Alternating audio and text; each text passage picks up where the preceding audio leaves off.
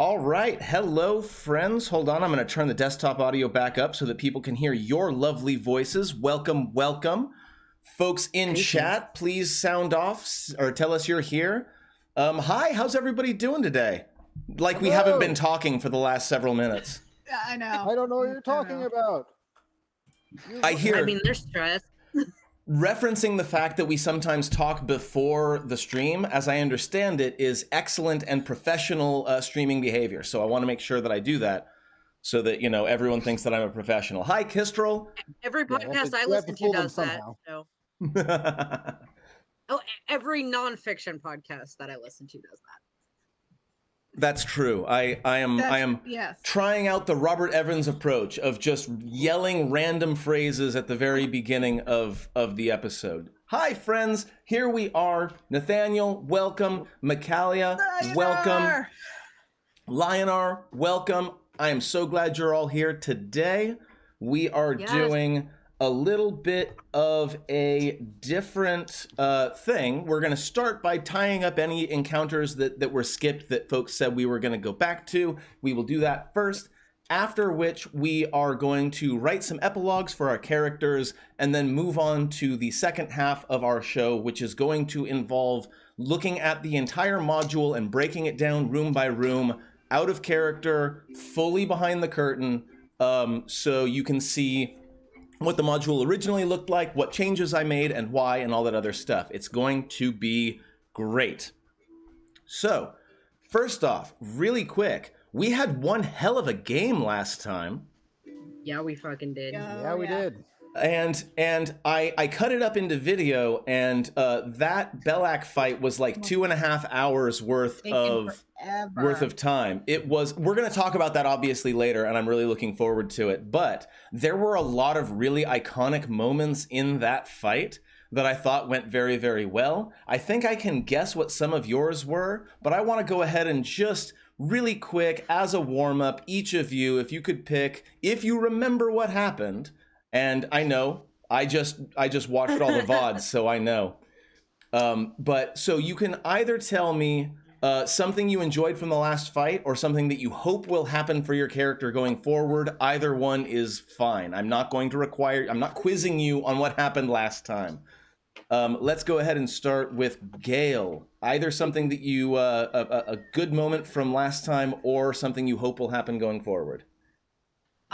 So I was super inspired by the fight last time. These people know, and people who know me on Facebook, like I made a bunch of art of all the different, like there were so many different cinematic scenes. But really, the one that stuck out to me was the moment where Belak jumped off of the tree, landed as a panther, turned back into Belak, and specifically fucked Meepo up. And then how everyone around the table was like, no! Yeah. Renee is silent, and then just well, this guy's gonna fucking die. Yeah, it was that. You can just see it in the movie. It was that part where they cut and everyone goes dun dun dun, and it's like just a shot of everyone's reaction of like. Yeah. It was tangible. How about Jen? What was something what was a particular moment you loved, or what's something you're hoping for Clarion going forward? Well, I mean, going with that, the fact that it was all Meepo, no Urki, or Urki was being eaten and we were busy saving. Literally forgot he existed. Literally, he was in the gullet of the frog, and Echo was like, "What gnome?" We were just making calculated. Yes, letting your healer get eaten by a giant frog is a very calculated, very pro gamer move. Technically, I'm the healer. Oh. Technically, we knew where he was the entire time. Too good. M, what's either something you enjoyed from the last fight or something you're hoping for Hyacinth going forward? Oh, it's an or question. I mean, I definitely appreciated the whole. Listen, Jen, I knew where Urki was the whole time. Yeah, I did too. Like I said, I knew exactly where Urki was. It was just we were busy. I'm pretty sure I went and saved him. Let me think if I remember. Let me double check my notes. I brought him back to health. Say that I went and saved him. Yeah, but that's only because I don't have any capability of healing. Look, I stamp things. I check for traps occasionally when I remember that traps exist. So what you're saying is your character needs like healing knives. Hey. You also are terrified of shrubbery. I'm terrified of like shrubbery. I am so proud of you all for not making the obvious Monty Python joke, by the way, which of course I am now making by referencing it, but you know. Yeah. We tried so hard. And Rob. got so far. So hard to not be basic nerds, okay? We were extra nerds. As a side note, I also appreciated the fact that chat voted for our team name. Thank you, Kestrel. That's exactly the joke. Yes, chat. What was the name for the team? The Princes of Poor Choices. The Prince. Oh, I love it. The Princes of Poor Choices. Is that what you're going to be known as internally, or is that going to be what like the public at large knows you as?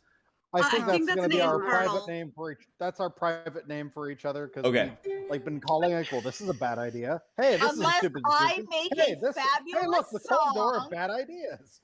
That's how Barnabas the world that we are the princes of poor choice. Okay, no. Barnabas definitely calls us the Princes of Poor Choices. Yeah. Oh, for sure. That's probably how it happened in game too. In universe, we'll totally credit Barnabas for naming us that. That sounds perfect. Oh yeah, for real. Jeff, would you tell? I think I know what your moment is. So why don't you go ahead and tell us? I know what my personal moment is. Everyone got like a really good badass moment, whether it be like beating down the zombie plant paladin, braining the Belak and like wizard of just hit me with or sniping the wizard. My personal favorite is still the all things return to the earth, you first. Yeah. Yes. Absolutely iconic. Absolutely iconic. Okay, and that, my friends, is where we will go ahead and return to the game board, and because that in fact was more or less where we ended. Although we ended in a group hug. We ended it. That's right. We ended in a group hug because Barnabas was restored from that which was binding him both literally and metaphorically. So we're gonna go ahead and jump into the in-game table. I don't know why Gale dropped 36 D20 on the thing, but your result was 408 for what that's worth. I was making sure the system was working. Ah, yes, the system does work. So like you wouldn't roll a giant pile of D20s if you didn't have